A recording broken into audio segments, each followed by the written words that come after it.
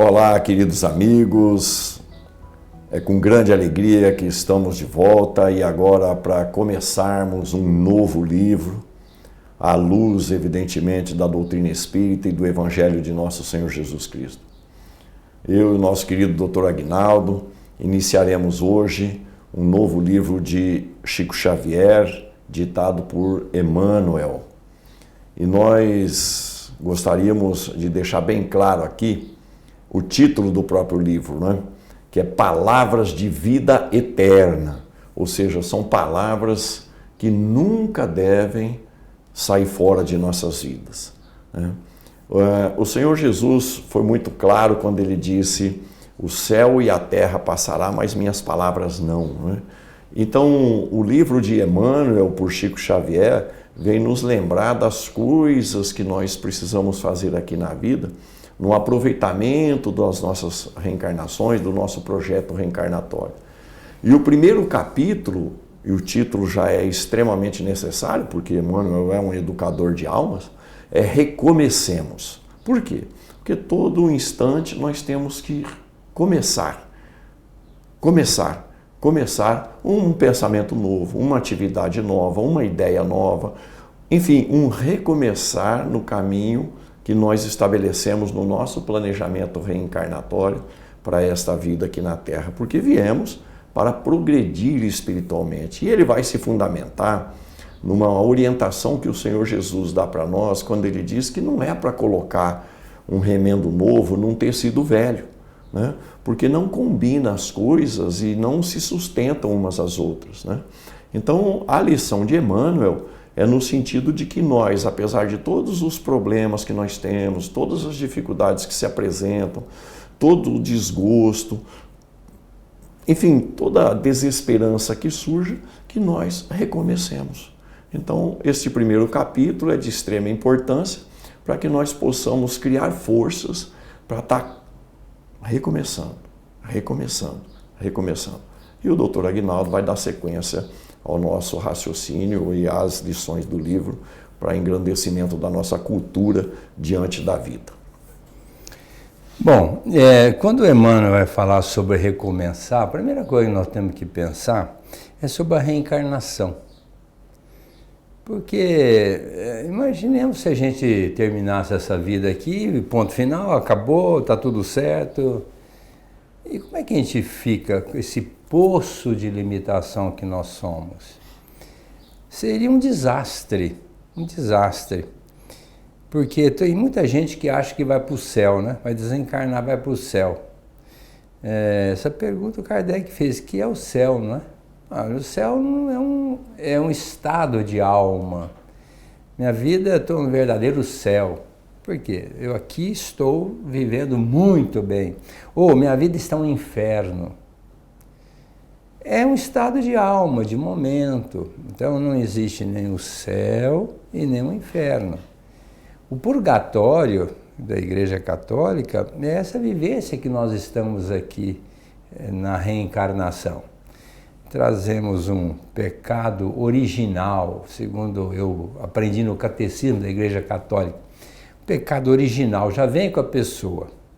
Mas como o pecado vem com a pessoa? Nasceu aqui, está novinho e não pode ter pecado? Mas então, aí que nós temos que entender o processo reencarnatório.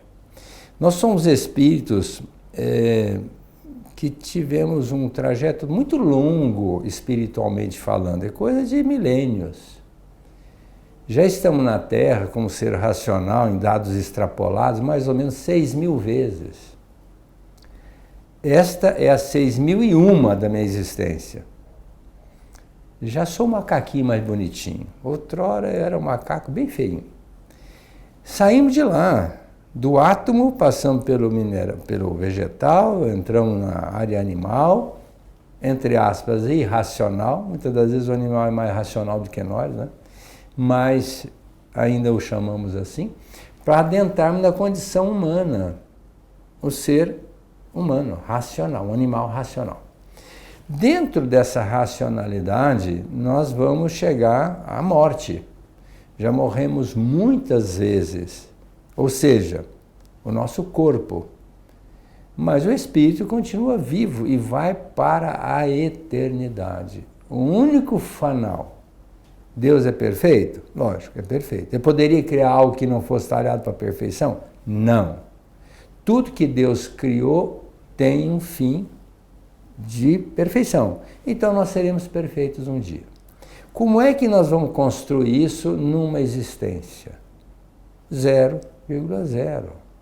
Nós vamos dar um saltinho nessa existência, deixarmos de ser um pouco, vamos deixar de ser orgulhoso, vaidoso, egoísta, presunçoso, prepotente, deixar um pouquinho. Mas vamos continuar desencarnando ainda com todas essas falhas.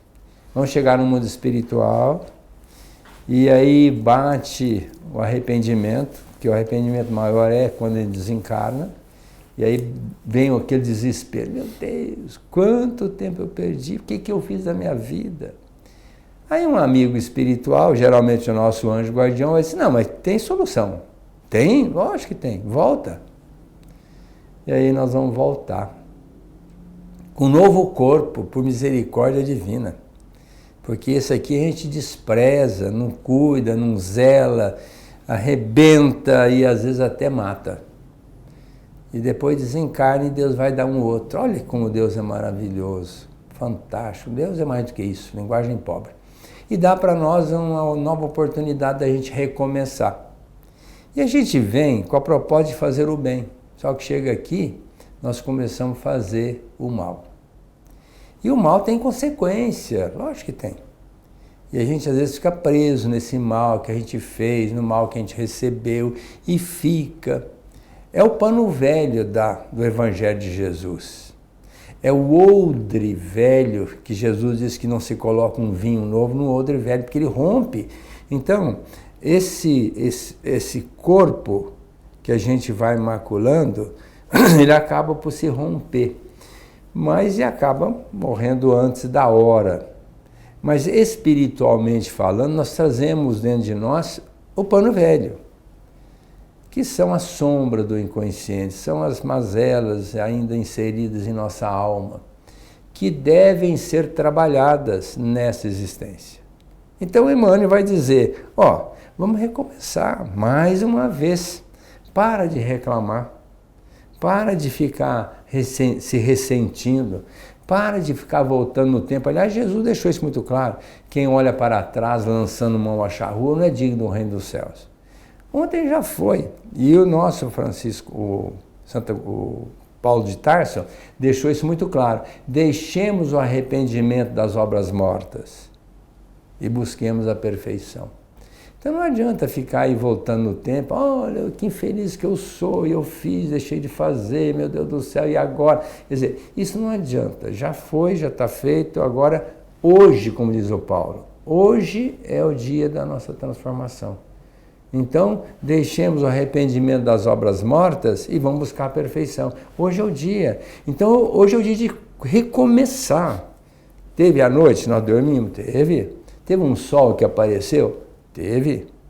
O dia ficou claro, agora nós estamos enxergando com mais clareza, sabendo onde nós estamos trafegando e onde nós devemos chegar? Sim. Então, vamos fazer a mesma coisa com a nossa vida. A nossa proposta é sermos felizes, é sermos perfeitos. Então, vamos agir de conformidade com a proposta de Jesus, porque Ele continua sendo o modelo e guia da humanidade. E assim nós estamos recomeçando de uma forma muito tranquila, muito segura, para atingirmos esse patamar da perfeição, num tempo que é de cada um, mas o mais curto possível, de acordo com a boa observação das propostas crísticas. Há 2000 anos atrás, o Senhor Jesus deixou umas lições que a doutrina espírita vem utilizar agora para clarear o nosso entendimento espiritual. Ele falou para nós, eu tenho vos ensinado estas coisas para que em mim vocês tenham paz, porque no mundo tereis sofrimento. Então nós não fomos enganados por ninguém, muito menos pelo Senhor Jesus, a respeito do que é o nosso mundo. Nesse mundo nós teremos sofrimento. Por quê? A doutrina espírita explica. Porque esse é um mundo de expiação e provas. ou expiações e provas. O nosso espírito ainda precisa de expiar coisas do passado, né, por conta de não praticarmos ainda o amor que cobre uma multidão de pecados, mas também nós precisamos provar a nossa nova capacidade de raciocínio e de entendimento através do programa reencarnatório. Então, muito daquilo que nós pedimos, que estamos passando aqui na Terra, nós pedimos antes de reencarnar. Isso chama-se provações. A doutrina espírita vem nos explicando, né, tudo aquilo que o Senhor Jesus disse. Tem a doutrina espírita, portanto, uma verdade a ser apresentada para nós outros. E o Senhor também falou sobre isso, quando Ele disse que nós, se permanecêssemos nas palavras dEle, que são direcionadas a um comportamento de amor, nós conheceríamos a verdade. E conhecereis a verdade e ela vos libertará. Ou seja, à época do Senhor Jesus, nós não tínhamos condições ainda de compreender a realidade do Espírito. Mas quando chegasse o Consolador no tempo certo, a doutrina espírita, nós já estaríamos mais amadurecidos para compreender do que se trata a vida que nós vivemos aqui na Terra. E a vida que nós estamos vivendo aqui é uma vida que nós planejamos. Isso nós vamos sempre comentar aqui, não é porque faz parte das nossas necessidades de entendimento, o que o Senhor Jesus disse para Nicodemos: o Espírito sopra a vida onde Ele quer. E na questão 258 do Livro dos Espíritos, os benfeitores nos esclarecem que o tipo de vida que nós temos aqui na Terra foi escolhido por nós, em função das nossas necessidades espirituais. Então a divindade, Deus, a causa primária de todas as coisas, a inteligência suprema, fornece uma vida segundo o nosso pedido e segundo a nossa necessidade. E o que acontece é o que o Emmanuel vai falar nessa lição. Nós começamos a reclamar, nós começamos a acusar, nós começamos a desanimar diante dos acontecimentos, nós começamos a nos comparar com alguém, dizendo que alguém é pior do que nós e tem vida melhor. Ele vai dar várias formas de raciocinar de que nós não nos posicionamos de forma adequada numa vida que nós próprios pedimos para passar aqui na Terra. Então, quando o Senhor Jesus diz para nós: conhecereis a verdade, essa verdade hoje está colocada para nós através da doutrina espírita, que vem nos esclarecer sobre todas as coisas, nos mostrando, em primeiro lugar, que somos espíritos imperfeitos, porque ao estudarmos a escala espírita no Livro dos Espíritos, nós nos identificamos rapidamente como um espírito que está na terceira ordem ainda, cheio de inclinações negativas, cheio de inclinações que fazem mal aos outros e, consequentemente, faz mal em nós. Nós ainda estamos no limiar da segunda ordem, não entramos na segunda ordem, são três. Né? Nós estamos ainda fortalecendo os muitos desequilíbrios e desatinos, e o que é pior, a gente se acha aqui na Terra injustiçado, né? Porque nós nos comparamos uns com os outros e com isso nós estamos cometendo também uma injustiça, porque nós achamos que somos melhores do que os outros e estamos em piores condições. Então é necessário que nós compreendamos, em primeiro lugar, que a mudança ela está à nossa disposição, mas quando nós assim o quisermos. Né? A mudança que é uma necessidade e que vai acontecer, e tomara que aconteça para nós ainda nesse processo de expiação e prova para a regeneração, porque se o mundo de regeneração for implantado e a gente não tiver modificado o jeito de ser e de pensar, nós seremos transferidos para outros planetas que estão em condições pior do que a Terra, para nós lá sermos objetos de progresso daqueles que estão lá. Então, o que se espera de nós em nosso próprio benefício? Que nós recomecemos dia a dia o nosso processo de renovação. Né? E o exemplo maior que nós temos, até mesmo na Bíblia, vamos chamar aqui, é o de Paulo de Tarso. O Senhor Jesus chama um homem extremamente pecador e ele recomeça.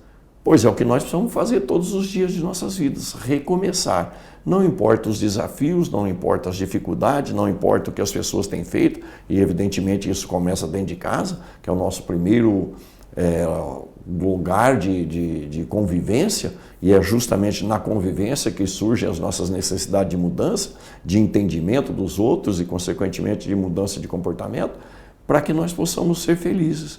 Então, onde o céu e onde o inferno, como bem colocou o doutor Aguinaldo? Dentro de nós, na forma como a gente interpreta, que é o que o Emmanuel vai falar para nós nessa lição Recomecemos.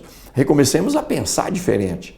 recomecemos a pensar de forma vinculada ao Evangelho de Jesus, fazendo para o próximo aquilo que nós gostaríamos que fosse feito para nós, porque isso tem a ver não com a justiça dos homens, mas com a justiça de Deus, que é o que tranquiliza o nosso espírito, porque a lei de Deus está na nossa própria consciência, diz a questão 621 do Livro dos Espíritos. Ora, a questão 614 diz que a forma como a gente lida com essa lei é que dá felicidade ou infelicidade para nós. Então não são as pessoas que erram, ou que nos contrariam, que nos desanimam, ou que nos fazem ficar descrentes, que nos fazem infelizes. Quem nos faz infeliz somos nós mesmos, pela forma que a gente lida com a lei natural, que é a lei de amor. Ou seja, amar a Deus sobre todas as coisas e ao próximo, a nós mesmos, devia ser para nós, já há um bom tempo, um ponto de referência para que a gente recomece adequadamente no campo do Espírito. E lembremos-nos, né, meus amigos, o que o Senhor Jesus disse para um pecador que havia acabado de ter solucionado toda a problemática do erro que cometeu. O paralítico no tanque de Betesda. O que o Senhor Jesus disse para ele? Vá e não peques mais, para não te acontecer coisa pior. Então, enquanto nós estivermos cometendo, entre aspas, pecados ou erros morais, nós não melhoraremos de vida aqui na Terra. Bom, o que mais a gente gostaria é de não ter problema, né? Passar aqui de boa. Mas não tem jeito, não tem jeito. A gente tem que vivenciar a nossa problemática e tirar proveito da experiência. E o que a gente mais gostaria de ser é ser feliz, né? Feliz.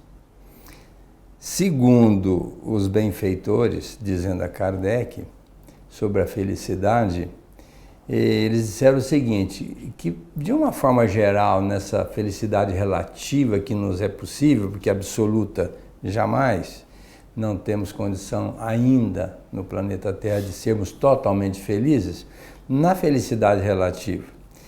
Primeira coisa, materialmente estarmos satisfeitos com o necessário para a gente viver. Primeira coisa, estarmos satisfeitos com o necessário para a gente viver. Segundo, moralmente, é ter a consciência tranquila e a fé no futuro. Bom, que a gente possa lutar por melhorar a nossa condição material, nenhum problema. Com honestidade, com trabalho, todo mundo pode melhorar e deve. E por conta até dessa melhoria, nós também vamos melhorar o planeta. Com a nossa contribuição, cada um na sua área, dando a sua parcela de contribuição, nós vamos sair da pedra lascada para chegar num apogeu, graças ao envolvimento de cada um com a sua inteligência, com a sua dedicação. Mas também ficar satisfeito com o necessário, porque para a gente viver precisa pouca coisa. Mas as pessoas atropelam as outras e criam uma série de problemas para poder estar com o poder e a riqueza. E isso vai gerar problema, tem responsabilidade, está lá. Os 10 mandamentos regem a nossa vida, universal, são universais os 10 mandamentos. Então ali a gente às vezes faz coisas absurdas para atingir um patamar que ainda nós demoraríamos muito de uma maneira legal e honesta para atingir. Então, na desonestidade, no poder, nessa ambição, nós criamos uma série de infortúnios, pelo que nós seríamos responsáveis futuramente, e a nossa felicidade, conforme o Navarro colocou na pergunta 614, afastando a lei divina, nós estamos afastando da felicidade. Então nós teríamos que observar a lei e segui-la. Isso não depende de religião, a lei é universal. Sobre aceitação das pessoas, aceitar as pessoas como elas são, onde quer que estejamos. Então nós temos que nos trabalhar, recomeçar a nossa vida no sentido de nos adaptarmos às pessoas que estão conosco. Porque a gente não muda ninguém. Nem Jesus mudou a humanidade. Jesus veio e deu diretrizes. A humanidade vai se mudando na medida que entende e vivencia a sua proposta. Então, nós vamos conviver com as pessoas, vamos dar exemplo, vamos ter complacência, às vezes perdão, solidariedade, e aí então as pessoas vão se mudando, se moldando, observando a nossa vivência. E a fé no futuro é exatamente saber que nós estamos aqui de passagem. Temos que melhorar. Futuramente nós seremos seres perfeitos. E isso é amanhã. O futuro é a cada segundo, a cada minuto que surge na nossa vida. Mas isto está sob o comando divino. Deus dá todas as condições para a gente crescer, progredir, melhorar. Mas nós temos que estar reformando a nossa condição de vida, os nossos conceitos, os nossos comportamentos, a nossa maneira de ver a vida como um todo e nos pautar dentro dos moldes crísticos e evangélicos. Com isso, nós estamos a caminho da felicidade. E dentro da visão espírita, para nós nos libertarmos dessas mazelas, definitivamente, caridade. E como Jesus via a caridade? Kardec perguntou 886, isso aí todo mundo que dentro da doutrina já estudou e sabe de cor e salteado. A caridade é benevolência para com todos, indulgência para com as faltas alheias e o perdão incondicional das ofensas. Então nós temos que começar a nos trabalhar para sermos pessoas bondosas. Bondade, não maldade. Beneficência, não maledicência. Solidariedade, não egoísmo. Então procurarmos pautar nossa vida na bondade. Ficar, vamos dizer assim, vislumbrando a oportunidade de ajudar alguém. Que é o diferencial da nossa vida. O Pedro deixou isso muito claro lá atrás. O amor cobra uma multidão de erros. Nós erramos? Sim, todos nós erramos. Podemos recomeçar? Sim. De que forma? Agindo com bondade, com amor. Então, é fundamental que a gente haja com bondade. Isso é a benevolência. A indulgência, eu já citei aí anteriormente, aceitar as pessoas como elas são. E perdoar, porque nós somos perdoados todos os dias pelas grandes almas. Nosso anjo guardião está sempre passando por cima das absurdidades que nós nos permitimos e não desiste de nós, viu? Nos acompanha dia e noite, vamos desencarnar, ele vai continuar conosco e talvez possa até voltar na próxima existência novamente como nosso anjo guardião. Mas para isso nós temos que fazer a nossa parte, porque também se não fizermos, ele nos abandona. Larga a gente meio de ladinho e vai cuidar da vida dele. Então, se nós quisermos pleitear um respaldo de um espírito amigo que possa estar nos ajudando, vamos tentar alinhar com a proposta dele. E a proposta do nosso anjo guardião está sempre alinhada com a lei divina.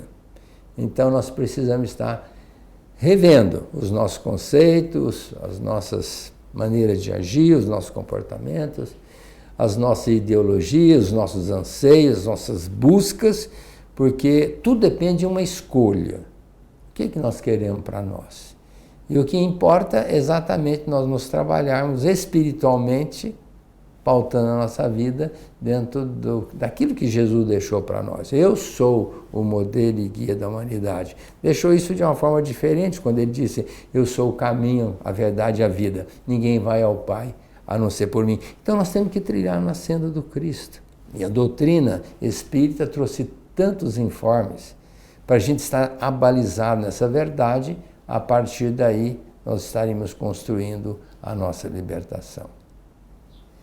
Meus amigos, para irmos finalizando as nossas reflexões nesse livro magnífico que iniciamos hoje, lembremos-nos do Senhor Jesus.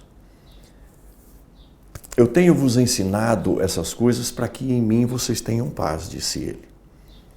Porque no mundo tereis sofrimento, repetindo o que já dissemos. Mas ele disse também que nós seríamos capazes de fazer muito mais do que ele mesmo fez, quando tivermos fé do tamanho de um grãozinho de mostarda.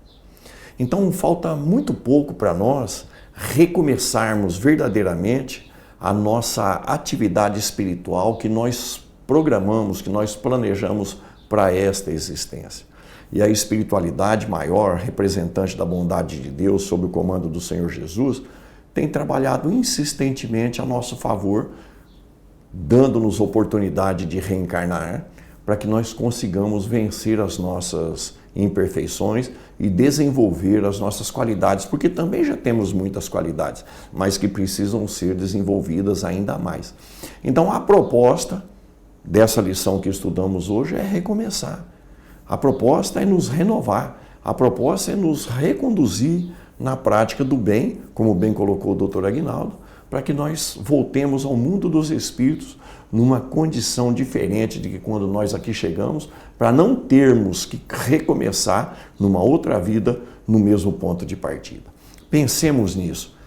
Acreditemos nas forças que nós temos, nas forças dos benfeitores espirituais que nos seguram, que nos incentivam, para que nós possamos voltar para o mundo dos espíritos, e isso vai acontecer em melhores condições do que quando aqui chegamos. Pensemos nisso e sigamos sempre com Jesus, mas nunca sem Kardec, que explica Jesus como ninguém explicou até hoje na Terra.